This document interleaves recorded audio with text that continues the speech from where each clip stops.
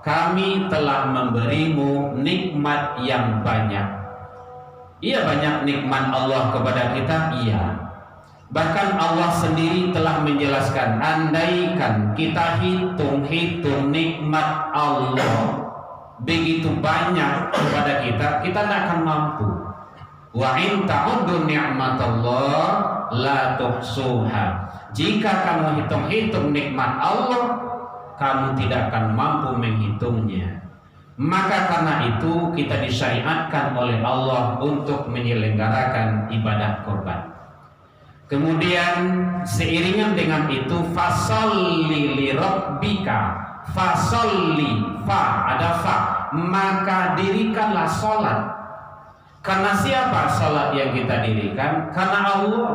Jadi sholat itu, para pendengar, bukan hanya dilaksanakan, tapi didirikan. Didirikan itu artinya, dalam kajian ilmu tauhid ada sholat sebelum sholat, ada sholat di dalam sholat, ada sholat setelah sholat. Artinya apa? Nilai-nilai sholat teraplikasi dalam hidup dan kehidupan kita sehari-hari. Makanya Allah Subhanahu wa ta'ala menjelaskan, kalau betul-betul kita mendirikan ibadah sholat, maka akan tercegah dan akan mampu mencegah dari perbuatan keji dan mungkar. Inna sholata tanha anil fahsya wal mungkar. Sesungguhnya sholat yang didirikan itu akan mampu mencegah dan tercegah pelaksananya itu dari perbuatan keji dan mungkar.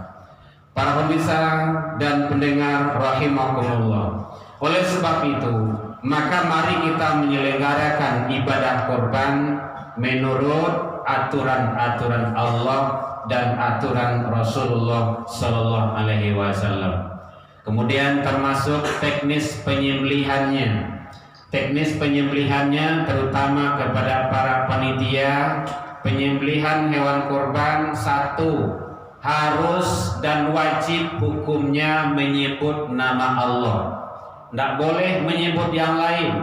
Lihat kurusmallah, agar mereka menyebut nama Allah, setidaknya membaca Bismillahirrahmanirrahim. Itu setidaknya.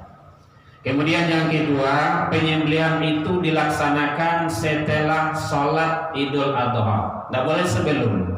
Kalau sebelum, mangkana dzabaha udhiya qabla ayyusallu, kata Rasul, siapa yang menyembelih pelaksanaan ibadah korban sebelum sholat Idul Adha, falyadhbah makana ukhra, maka dia harus menyembelih lagi sesudah sholat. Kenapa? Laisa lahu minan nuski fi syai', karena itu bukanlah dianggap sebagai sembelihan hewan kurban, kata Rasul. Jadi pelaksanaan penyembelihan adalah sesudah penyelenggaraan sholat Idul Adha. Rentang waktunya ada 3 hari dikasih dalam kaidah. Kemudian yang terakhir adalah hikmah dari ibadah kurban bagi kita adalah qala Rasulullah sallallahu alaihi wasallam, baginda Rasul sallallahu alaihi wasallam bersabda, man qaraba qurbanan fihi fa bi awal fitrah. Siapa yang ikut menyelenggarakan ibadah kurban, maka dia kembali kepada fitrahnya.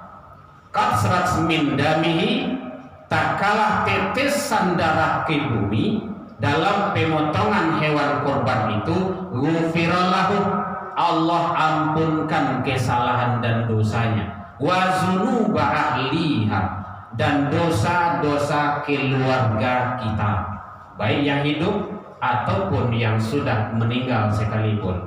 Jadi hikmah ibadah kurban itu sangat besar sekali. Suami terdaftar sebagai peserta ibadah kurban, sementara istrinya mendapat ampunan dari Allah. Orang tua tidak ikut sebagai terdaftar sebagai peserta ibadah kurban. Karena anak ikut, maka orang tua mendapat ampunan dari Allah karena mendapat pelaksanaan kebaikan dari ibadah kurban tersebut. Ghufira lahu wa dzunuba ahliha, dan juga dosa-dosa keluarganya.